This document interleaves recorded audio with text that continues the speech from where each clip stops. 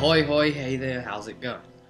Our issue that we've encountered that we have had to house rule is automatic fire. So on like assault weapons, auto guns, stuff like that sort of thing, that have got fire selectors, you can do the single shot mode, you can do semi-automatic, and then you can do the full auto. Alright, so the rules for these, single shot is self-explanatory. Semi-automatic, if you say, right, I'm firing in semi-automatic, then it's plus 10% to your ballistic skill roll to hit. For every 2 degrees of success over, you get an extra bullet to connect to the enemy.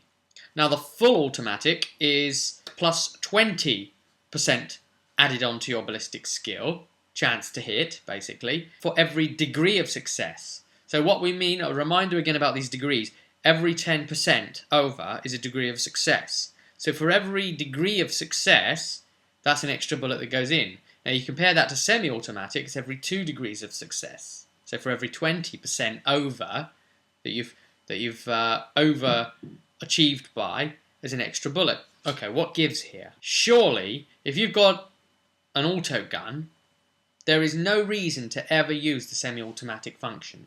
Wait a minute. That's what our reaction was. In an actual combat scenario, semi-automatic, as a fire selector mode, you would use because you want to be a bit more accurate. You don't want so much recoil.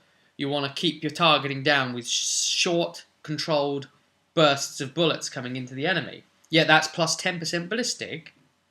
Then fully automatic is plus 20. Surely that thing would be spitting all over the place. Obviously, the designers have reasoned why you've got more chance of hitting. But it's silly, because it's every degree of success for the fully automatic versus every 2 degrees of success for the semi. Surely not. I mean, there is no reason ever to use the semi-automatic. I mean, you could understand if, like, the semi-automatic took a half action and the fully automatic took a full action in some ways. But no, they both cost a full action, even the semi. So what gives? Because at the moment the rule is broken, ladies and gentlemen. And seriously, look at that and try telling me it isn't. One thing we think we're going to adopt is what some other groups have done, and that is not to mess with it too much, because obviously when you've got a mechanic and it looks all right, but it somehow doesn't work, you don't want like a completely fresh new different thing in place, because that could just break it more in a different way, unforeseen. So you want as minor a change as possible whenever you want to do a rule alteration. So you start small in that respect. So we're thinking the degrees of success rules could be swapped over. So it could be that semi-automatic is, yes, it only gives you the plus 10% chance likelihood to hit.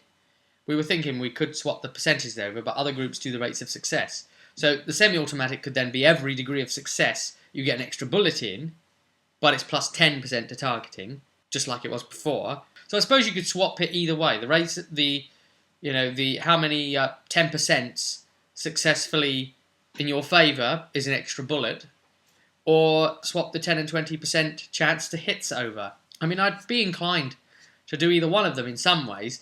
If anyone's got any mathematical know-how, a bit more savvy than we have, maybe you can offer something up as a comment here, because it is what we as a group are currently facing as a dilemma, to try and somehow make semi-automatic fire actually plausible.